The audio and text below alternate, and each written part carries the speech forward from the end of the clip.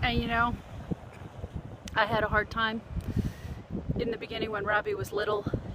You know, some of the behaviors he had and things he was doing. I got one of those Christmas letters from somebody, you know, and a friend of mine won a new Mercedes, and this one built a new house and all that kind of stuff. And I was still living in a rental, and Robbie was sticking his hands in his diaper and smearing poop all over the walls, you know.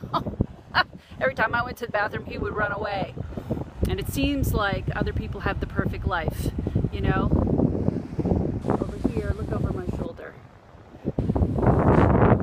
It seems like life's a beach, right? That's not true. The more I have been in hundreds of people's houses, and I realize everybody's got stuff. Nobody has a perfect life. Nobody's got it all together. Nobody does. So, you know, if that's what you think,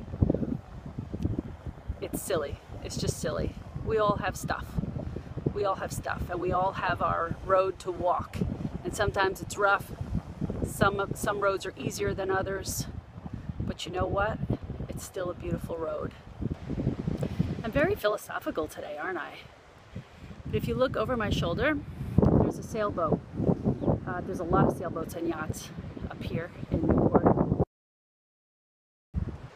And it's making me think of the story of Jonah. Jonah was a prophet, and God called him to go to Nineveh, and he didn't want to go. It was not a journey he wanted to take, and he was avoiding God and avoiding the journey God wanted him to take in life. And you want to know why? Because he didn't like those people. Jonah hated the Ninevites. He didn't like them. And so instead, to avoid going there, he hopped on a boat and traveled the complete opposite direction. And then the rest of it, most people know, you know, it's the story of Jonah that got swallowed by the whale, but they don't know the rest of it. It's because he was running away from God. And so a storm rose up, and the men on the boat said, "Who angered God to cause this storm?" And Jonah said, "It's my fault, throw me overboard." So they threw him overboard, and he thought he was going to die and he was going to drown to death, even though he was miserable and he was mad at God for the situation that he was in.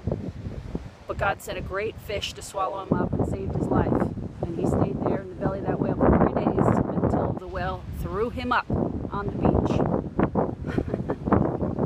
And guess what? He ended up going to Nineveh and doing what he was called to do. But he still was miserable and complained about it.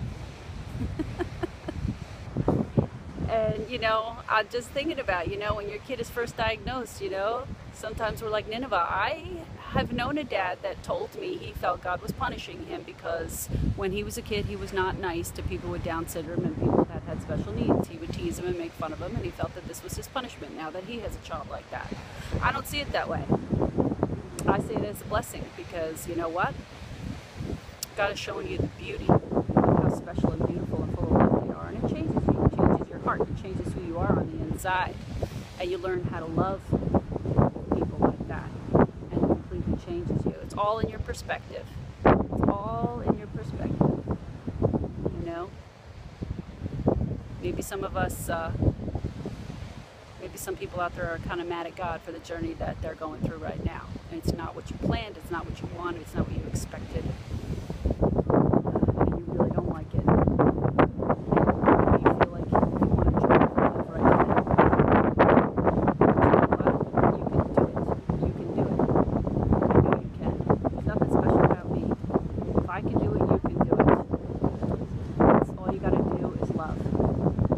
Love your kids. Just love them. Just love them. Don't try to change them. Don't try to make them snap out of it.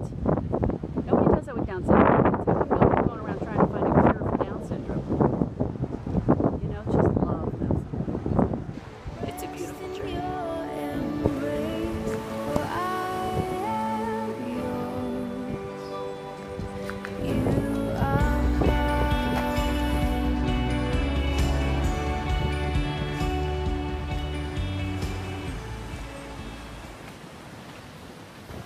What else I notice when I get on these cliffs? A lot of these rocks I can tell were perfectly placed there. Perfectly flat rocks to make sure that I have a steady path, and it might be rocky, It may be rocky, but I still have a place to put my feet, and the path is still clearly laid out for me. I just have to look for it. I just have to look to find which of the rocks that I'm supposed to be stepping on, which is the way I'm supposed to be going, what route am I supposed to be taking. I believe that God has a beautiful path laid out for every one of our lives.